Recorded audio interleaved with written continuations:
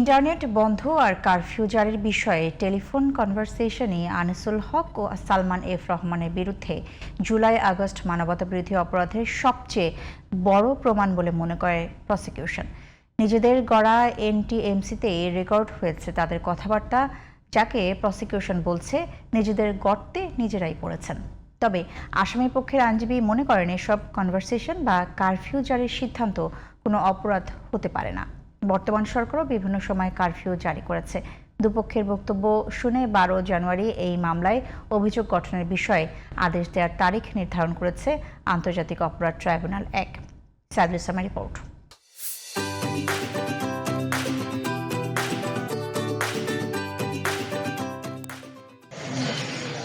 July August আন্দোলনের সময় curfew জারি করে আন্দোলনকারীদের বা আন্দোলনকে শেষ করে দেয়া সহ মানবতাবিরোধী অপরাধে সাবেক আইনমন্ত্রী আনিসুল হক ও সাবেক প্রধানমন্ত্রীর উপদেষ্টা সালমান এফ রহমানের বিরুদ্ধে অভিযোগ গঠনে আসামি পক্ষের শুনানিতে তাদের আইনজীবী বলেন, জানমাল রক্ষার্থে কারফিউ জারির অধিকার আইনেই আছে, আর আন্দোলন দমনের কৌশল হিসেবে ইন্টারনেট বন্ধের সিদ্ধান্তে তাদের ভূমিকা নেই বলে দাবি তার।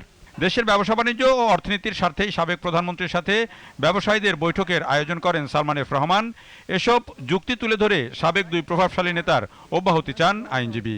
কারফিউ দেওয়ার মূল উদ্দেশ্য হলো যারা আন্দোলন করছে, ঘরের বাইরে বেরিয়ে এসছে, তাদেরকে ঘরে ফিরে যাওয়ার জন্য আহ্বান করা।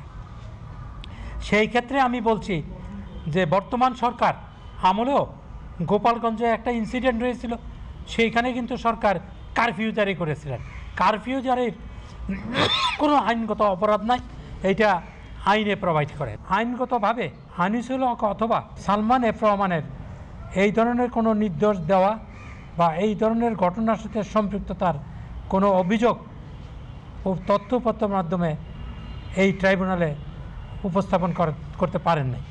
সেজন্য আমি বলেছি ওনাদেরকে এই অভিযোগ থেকে অব্যাহতি দেওয়ার জন্য। তবে এসব যুক্তির বিরোধিতা করে প্রসিকিউশনের দাবি, কারফিউ জারি ও ইন্টারনেট বন্ধ করে তারা আন্দোলনকারীদের শেষ করে দিতে চেয়েছিলেন, তা ছিল গণহত্যার পরিকল্পনা। তাদের বক্তব্য তাদের অজান্তেই রেকর্ড হয়ে গেছে, যা তারা বুঝতে পারেননি বলে দাবি প্রসিকিউশনের। কনভারসেশনগুলো তারা বুঝতেই পারেনি মানুষকে দমন করার জন্য, মানুষকে বিপদে ফেলার জন্য যে সার্ভেলেন্সের নামক যে গর্ত তারা খনন করেছিলেন, সেই সার্ভেলেন্স সেন্টারের সার্ভেলেন্সের আন্ডারে নিজেরা পড়ে অপরের জন্য করে রাখা গর্তে তারা নিজেরাই পতিত হয়েছেন।